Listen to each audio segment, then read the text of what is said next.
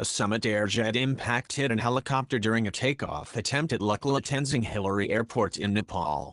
The aircraft and one helicopter were destroyed. One helicopter sustained apparent minor damage. The co-pilot of the Summit airplane sustained fatal injuries. 2 persons on the ground at the helipad also died in the accident. At least 4 persons including manning air pilot have been injured in the incident. See incident details at Fighter Jets World website.